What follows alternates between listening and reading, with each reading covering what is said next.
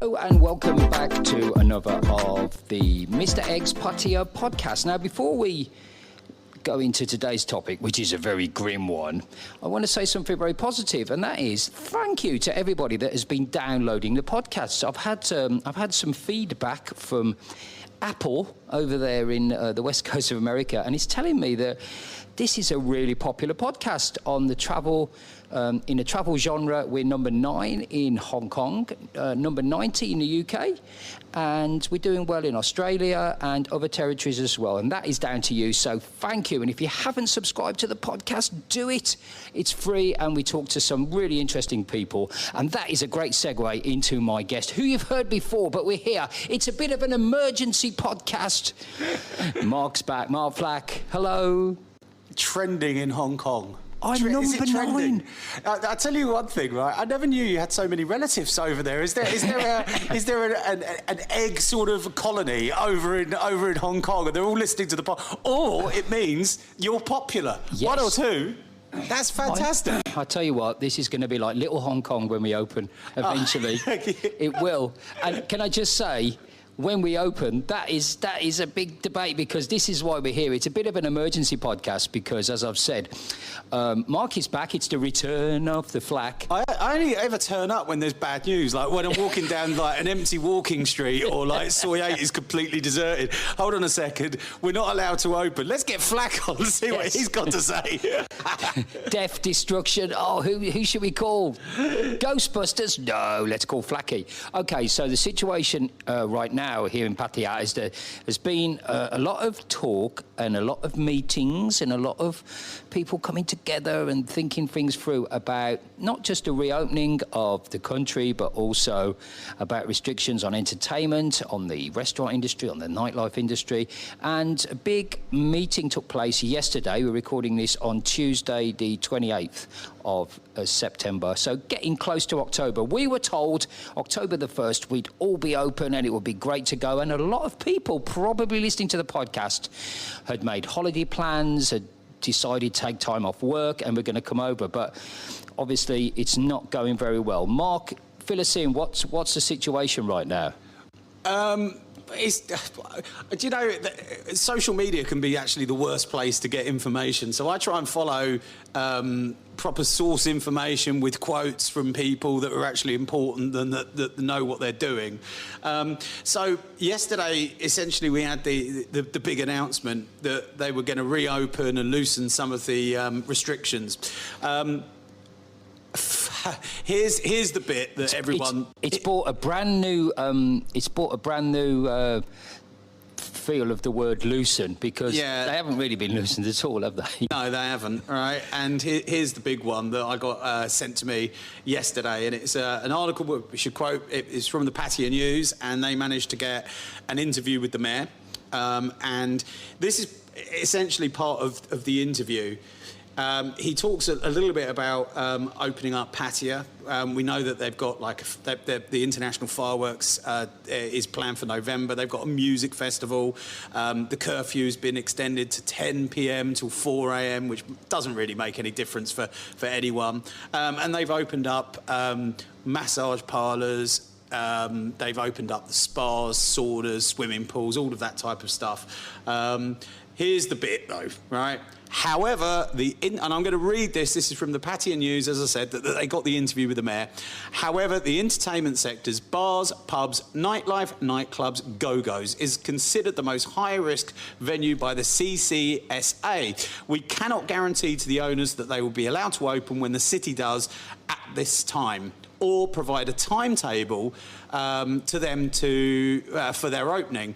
We know they have been closed for almost 6 months. Well, actually, right, he's saying here we've been closed for almost 6 months. I normally read the whole article, but I think it's fair to point out, actually, we've just sat here and worked it out. It's getting on for over a year in terms of total shutdown of the nightlife, right? Well, to be specific, it was 3 months last year, and then it was the whole of January, which this year, which just happens to be the biggest month, the biggest money earner for all the bars and entertainment venues. Yeah. And then it's been 6 months so far, but if we go into October, and I would assume that things won't be moving much in October, it will then be 7 months, which makes altogether, if my maths is correct, 11 months. Yeah. We understand their frustration and sympathise, but the CCSA and I don't know who these are, MOPH, I would imagine that's another government health organisation. Is it the Muppets? Yeah, absolutely. Kermit.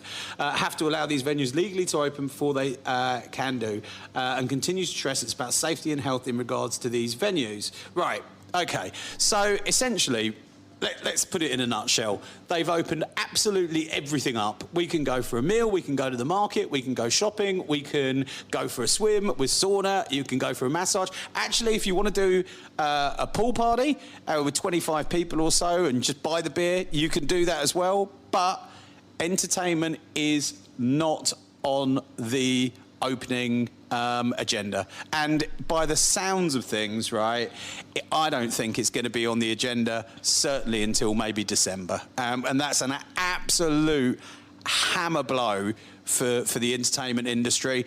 I want to stress, right, I think the Thai government have actually done a pretty good job recently in Pattaya, because they've vaccinated. They're vaccinating everyone that was here. If you're a foreigner, it doesn't matter. I turned up with my passport. I got my Pfizer jab. It was free of charge. The businesses are all going about. They're really, really following the rules. And we've seen Phil, on social media. We've seen clips from other parts of the country where it's almost business as usual in bars and stuff like that. It shouldn't be, but this is a hammer blow, because it does come at a time where a lot of people are thinking about booking flights, coming over and enjoying their Christmas in Pattaya.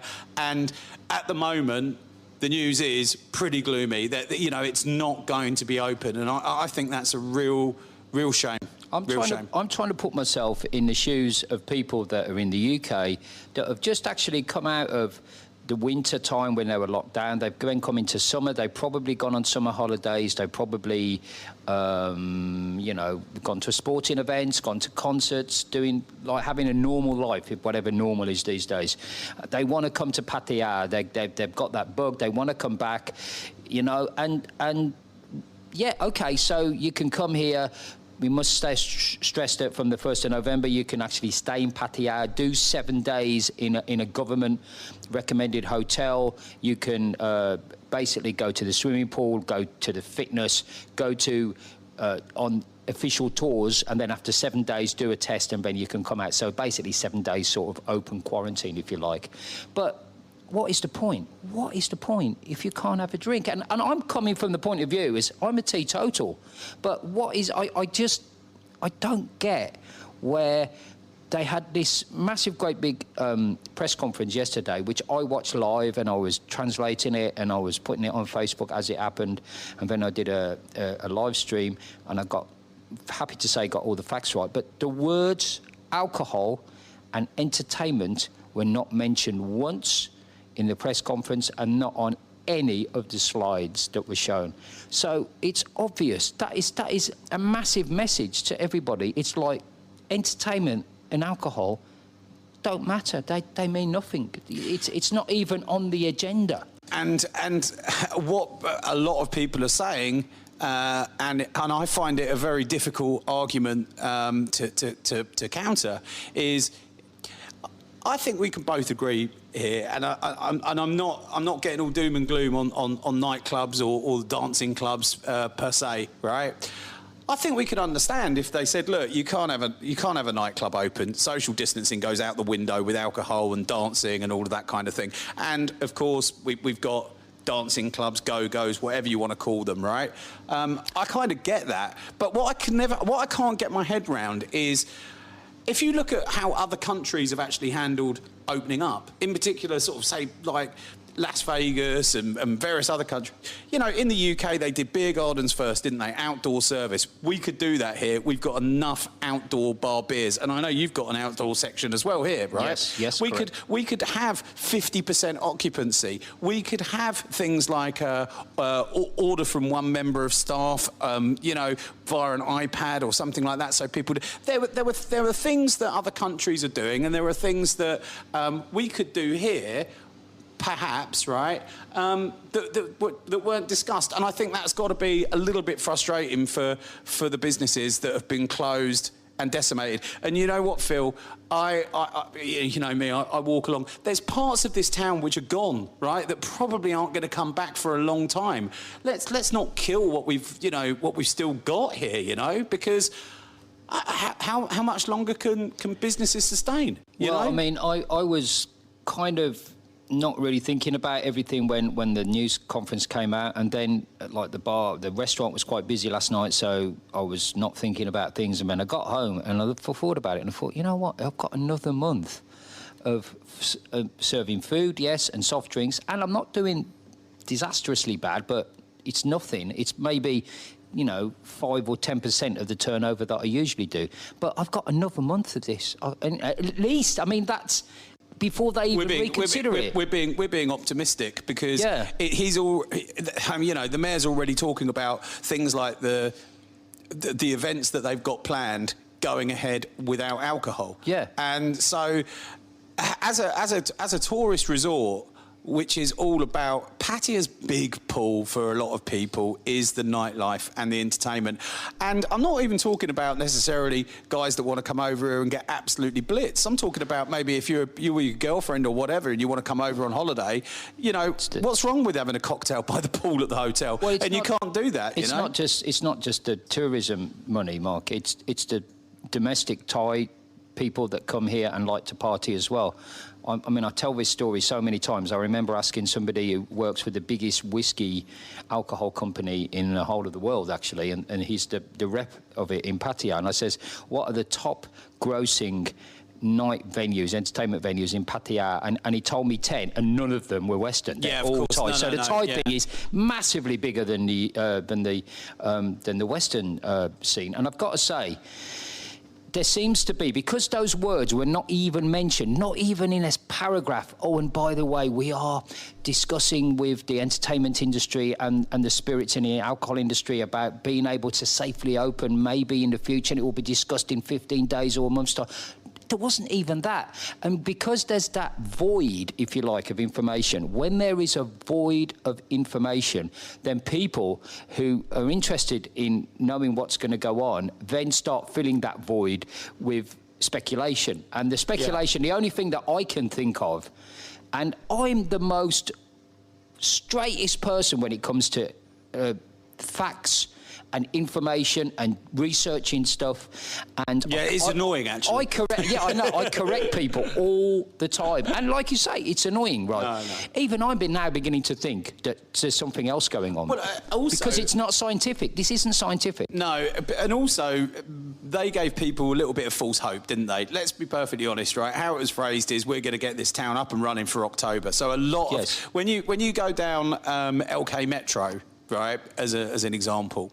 I saw your video, Mark. It was very good. Oh, thanks. Yeah. Who knows? Maybe I'll launch my own channel one day. I mean, I tried to send you a super chat, but I couldn't find the button. Legends.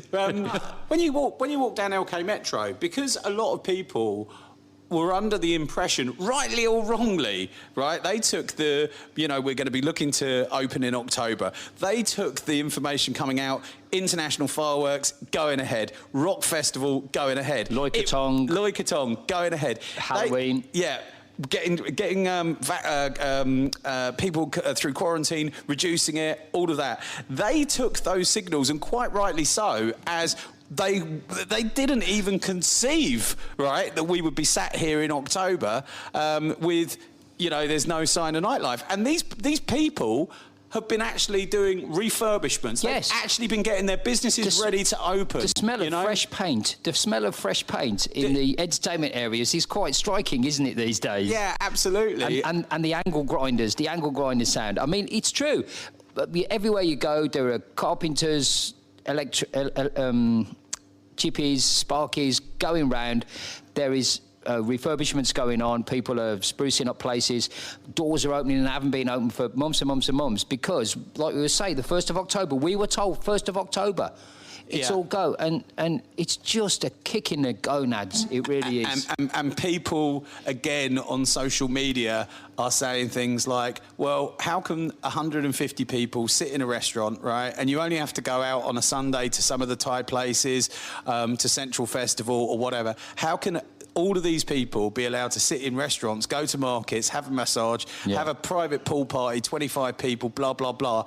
But yet we couldn't open, say, small beer bars, right, with 50% capacity. And like, all the thing that's even worse, well, not even worse, but pretty much all the businesses, and I think we saw it today with Robin Hood actually on the Avenue. They actually advertised. They've got their government certificate, so they were getting ready for the 1st of October to be able to actually say, you know, so you could have your fish and chips and a pint of beer if you wanted to. That has gone. And the thing is, if you speak to the restaurant owners, and because they say, well, the restaurants at least they can. The restaurant owners can't survive without alcohol. Not a chance. All of these places. You can't. There's not enough profit margin on it with the rents and all the rest of the stuff to be able to survive. It's really bad news. Alcohol being banned. Really interesting. A lot of the people that are tuning in Hong Kong. Well, I'm number 9, Mark, in Hong Kong. Trending. Yes. Number 9. I know. People in Hong Kong and other parts of the world that are listening in that have been to Pattaya know that there's a very, very Western style sort of German beer. Place on Walking Street called Hops. A lot of people go there. There's food, there's alcohol. It opened on Monday, and the reason they opened was before that they were gonna get a few days in, and then 1st of October they could sell alcohol. Yeah. And they've gone to a lot of trouble because it's a big operation. Hops is a massive place. Sure. Right. So they're open. But no alcohol. And they, I mean, I don't know the people there, but they must feel terribly let down. Yeah, absolutely. You know? I think everyone feels let down. I mean, when the doors finally do swing open, you know, we're going to have a very different Pattaya than what we had 2 years ago. That's for sure. There's going to be less. There's going to be less places to go. But the encouraging sign is, I think it really is the end of the beginning. Should we just say that? And hopefully good times. and hopefully the good times will come back. I mean, it's bitterly sad because people have gone to all the trouble of getting their. I know you have, Phil. They've got their staff vaccinated. Yes. Right? So people were ordering beer in restaurants, Mark, this week. Literally, and I don't exaggerate this, I have had sleepless nights worrying about how I'm going to get my staff vaccinated, how I can get them vaccinated so customers can come in and be safe, and more importantly, although either or, you know, my staff to be safe, you know, because they get vaccinated, they're safe. And the staff, hats off to them.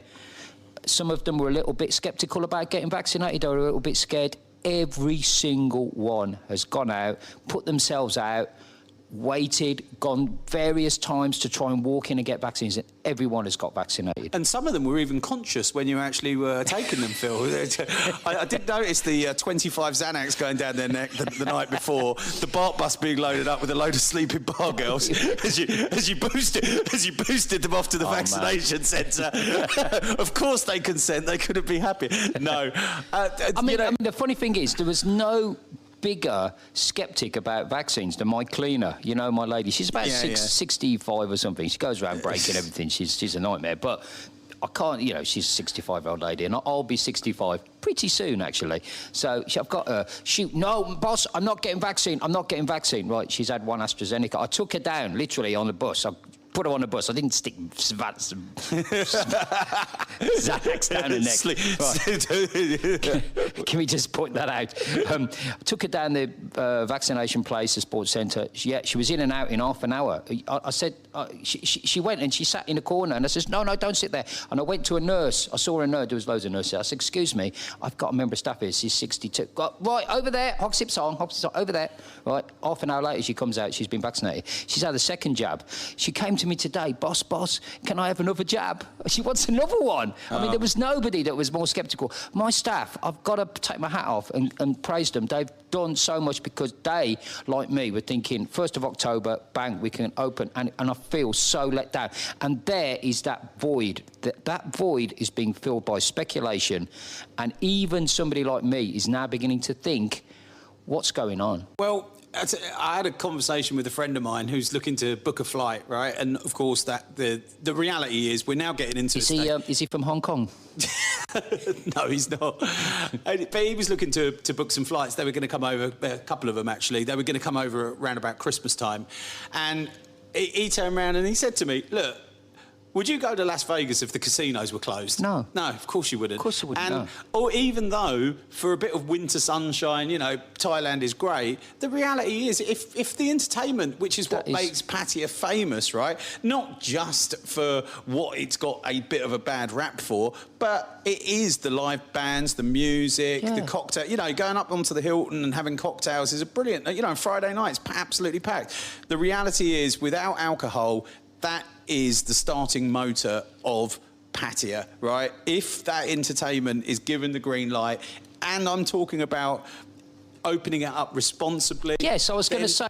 Then nobody's actually turning around and saying just open it and throw. But we are saying, aren't we? I mean, even what I can't understand is pretty soon, right? Most of the people that I will know will be double vaccinated, right? Well, would it not even, maybe in the future they'll do this, would it be, look, if you're double vaccinated, all the staff are vaccinated, and we know that there's various apps and technology, you've been double vaccinated, blah, blah, blah. It does bring us on to one more thing, though, right? And I'm going to put this just over to you, right?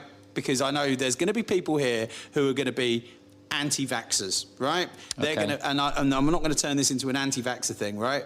But every single interview, press conference from the CCSA or from the mayor, he is all talking about getting everyone vaccinated so they're safe. If, for example, people aren't vaccinated, that's going to be their choice, but they might not be allowed into these venues, because I think that's going to be a factor. And funnily enough, the vaccination stick, if you like, or carrot or whatever, I think it's a carrot, yeah.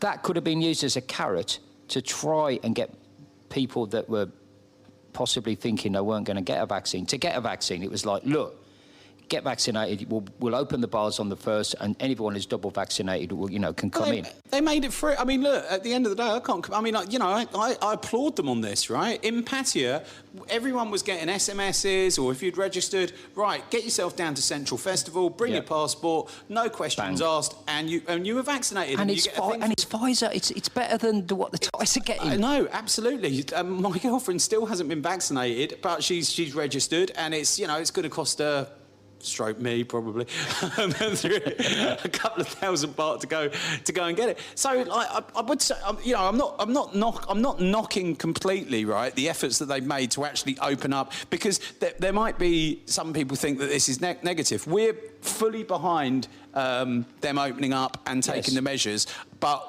I do think that if they could in the future put a little bit more clarity with relation to a timetable or a roadmap, whatever, so people not only abroad but here can actually start booking stuff up, I mean, strangely enough, I've got a friend who, rather like yourself, was thinking of coming over now, and he says he was on Agoda just after I did my live stream, when it was just announced, and he says Agoda was going completely mad and rooms were just going. So I think people are actually booking up, but maybe they're booking up thinking that sometimes things in Thailand, and we have to say this as a bit of the other side, balance. Sometimes things can happen totally out of the blue, and it might well be. But, next week they say, you know what, I think we need to look at this again about alcohol in restaurants. There is that. But there's also something else that I would, there is also something else that I was going to put out there, right? That somebody said to me, again, this is somebody from the UK, and they said, oh, well, do you know what? We might come out anyway, because there's always somewhere you can get a drink. Right, let me just put that into perspective, right? If, for example, you are out here and you get caught drinking in a bar, right, and you shouldn't be, you are going to... we know this firsthand, having helped somebody out, but... Two people, right? If, for example, I know, you didn't expect to see the other one sat in there as well. It was two of them. But if you get arrested you will go to jail, right? You will get... Well, hold on. You're definitely going to go to jail for at least a night, yeah, right? It's not jail, is it? It's okay. You're held in a cell. You'll get held in a cell. But let me tell you about something. With a load of ladyboys. And there are people that would pay a lot of money for that in this town. I know there's some people that go to certain places to be locked up and walked all over and have people dress as police. And but let's not fun. Go there, it's not right. fun. But I know somebody that got actually arrested. Was waiting for his court case. They took his passport, and he literally got trapped in Thailand, which sounds great, but he was here for 6 or 7 months waiting for his case to come up, right?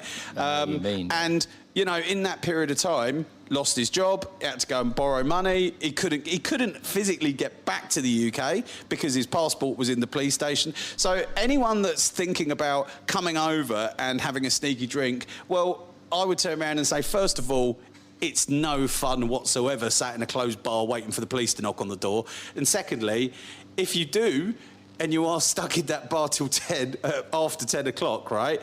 If you leave that bar, you'll get arrested because there's a curfew and there's roadblocks and the police are checking everything. And you have to stay there till 4 o'clock in the morning. There's a good chance that one of the local neighbours or one of the local bars, which is exactly what happened just a few days ago, will grass you up and you'll get nicked. We are closed, right? Don't, even think about doing that. I think that the message to the powers that be needs to be, just give us a chance to open responsibly. Like you've said, scientifically, if you can sit inside a restaurant, what is stopping you having a glass of wine? You're not standing up and shouting at each other and you're being responsible, sitting down, eating food so the food's lining the stomach so the alcohol doesn't seep in. What is stopping restaurants open? There's no scientific information whatsoever that says that it is any more risky to serve somebody with a glass of wine than it is with a glass of water or whatever. I don't understand. Give us the chance. Let us open outside beer bars, like Mark said earlier. Give us the chance to show that we can be responsible, that we will temperature check people, that we will make them wear masks where they have to, and we will get them to wash their hands and check that they're vaccinated. Give us a chance, and we can show that, and we can open safely and hygienically for customers to come in and relax and have a good time. Right, if they turn around and said you can open but only let people with medical certificate to say they've been double vaccinated, would you do that? Yes, I would. I have said in the past that I would not be happy checking people's vaccination status because even though I'm extremely pro-vaccine, I don't think it's right for me to ask anybody what their medical status is, because where does that stop? I suppose this is being British. We think that, do I suddenly say, well, are you asthmatic? Because if you're asthmatic, if you have an asthma attack in my bar, that could be bad. So I don't want you in here. Or are you bipolar? If you're taking any kind of depression medication, well, what happens if you come in the bar? We give you a knife to cut your steak with, and you go around stabbing people. I'm not making fun of people with mental health issues, by the way, but you can understand where does that stop. So as a principle, I wouldn't like to ask people. But if that meant I could serve alcohol rather than not serving alcohol, and yes, financially that's better for me, yes, I would do it. But it would be through gritted teeth. I think in terms of losses for the bars by not being able to open for October, November and December, this is unimaginable. It could be unimaginable. Don't forget, last year we were open in December, but then they closed it just beforehand and we had another lockdown for a period. 29th of December. 29th of December. So all of those paydays, look, at some point they are going to... I don't want to, as I said, come across negative. We're just basically talking what the reaction is on the ground here in Pattaya. We're not being critical of the powers that be, because I'm absolutely certain got their hands tied. that they've got their hands tied. They're trying everything they can possibly do with relation to, trying to do events and trying to get people into town and get the hotels full, the shopping centres full, and all of that. And I greet that positively. Look, my bar will make money, better money, the weekends that there's Halloween, that there's Loikatong, that there's fireworks, that there's the music festival. It will do marginally better, but we would do 10 times better if we could, just get back to some kind of normality and have a party.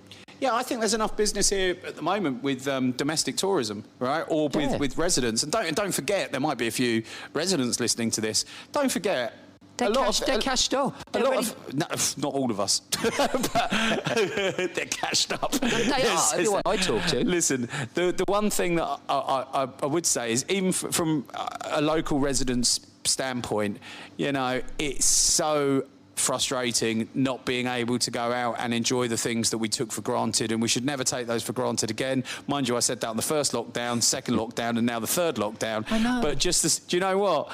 Just open the bar so I can go and watch QPR lose. Well, I was going to say, or win. You've just taken the words out of my mouth. I mean, Friday night, how great would have it been to us both to sit in the bar together with a couple of drinks and watch QPR get stuffed at West Brom? Yeah, every cloud has a silver lining. Thank God they closed the bars, eh? But yeah, I mean, look, at the end of the day, the one thing, as I said, I will say, is when Pattaya and that great day does finally come, where this for 18 months we see the thing. It'll never happen. Entertainment is allowed to open again. Then we're going to be ready for you, and it's going to be one hell of a great night. Mark's absolutely correct. Whenever that day is, it will be a happy day. Mark, let's end on a positive note. Yeah. Do you think there will be a U-turn or there'll be some kind of surprise news? It would be great if by the time we finish recording this podcast, we got onto Richard Barrow's site or something and they'd said, oh, by the way, we've forgotten we're going to put alcohol in restaurants. So it would be great if we never had to broadcast this podcast, but... It's over, right? It's the end for you, Phil. You're going to have to go back to Birmingham and start DJing at kids' birthday parties again. That's it. Poor children. Hey, and happy birthday to Sarah. She's 4.5, 5. No, the children have suffered enough. Yeah, absolutely. No, I think they do have an amazing way in Thailand, right? And maybe could play this back when we're still closed in a year's time. It's cobwebs on the microphone. Phil's doing 72 live streams a week. Right? They do have an amazing way of sometimes changing direction very quickly, and. That's right. That is correct. And I genuinely do hope. I genuinely do feel that the entertainment will be back open at some point in November. That's my gut reaction. I think you'll have a situation where if all goes well for the first couple of weeks in October, and by the way, on a positive, COVID numbers are down. They're down again in Pattaya. We're getting more people vaccinated.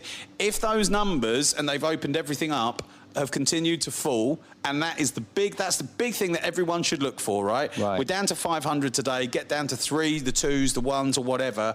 By the middle of the month, it will have to go back on the table because, they will be under, I would imagine quite a lot of internal pressure as well, and maybe they can look at getting us back to what we did before with a responsible curfew. I can tell you one thing: I think the first day that those bars are going to be open, I think people are going to be in them from 9 o'clock in the morning. I think so. I think they're going to be absolutely. It's going to be an orderly queue. Yeah, I know people that haven't had a drink for like 6. I haven't had a drink for 3 months. Mark, just before we go, just send. To all your fans, there's a lot of fans. There's a lot of people that say they really enjoyed your stuff. Yeah, only fans. Yeah. Just send a positive message out to all my listeners in Hong Kong, where I'm number 9, and other parts of the world. What have you got to say to? Come on, let's be positive on a last note. Great Auntie Egg in Hong Kong that's listened to the podcast 2,500 times. Get that walk going. Yeah, absolutely. I would turn around and, Pattaya's got its knockers, but I can turn. Blimey, I walked straight into that. I say. Yeah. When this place reopens, I can't think of anywhere better on earth for a night out than this town. No, right? You're right. It has got absolutely everything. Everything from jumping on a motorbike taxi for the first time with the wind in your hair as you boost towards Walking Street looking for romance. The beer bars, you've got the nightclubs, you've got fantastic... not at the moment because it's all closed, but Chinese food. Chinese food to take away, absolutely. Facebook.com, Kimmy's Chinese. When it reopens, there's nowhere better. We've got phenomenally good accommodation, right? We've got them absolutely brilliant. Getting around town couldn't be easier. You've got the motorbike taxis, the buses. You've now got all the taxi apps, fantastic. You've got the restaurants. Yeah. You've got absolutely everything. So do you know what? If you are looking to book a flight and you're in no rush over the next couple of months, right? Don't hover over that Spanish Tenerife 10-day holiday over Christmas. Paella, disgusting. Yeah, don't do that. Don't do that. Hold your horses, because I tell you what, when this town rocks again, it's going to be absolutely fantastic. And you know what? Everyone should, if every single person that's actually taken time out to listen to your podcast when they come into Pattaya, they should definitely come into the pub and buy a drink. Thank you very much, Mark. That's a really positive note to end on.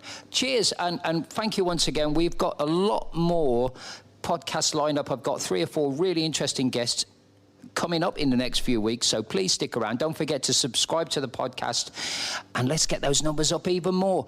Thank you so much, Mark, for coming in. You're welcome. You can wheel me out when there's some more bad news, all right? I feel like the Grim Reaper of Pattaya podcast. let me know if there's any other derelict areas of town, and we'll do a video, yeah? Absolutely, yeah. Here used to be. All right. Thank you very much for having me on. Doing a good job. Zhe. All right. Take it easy.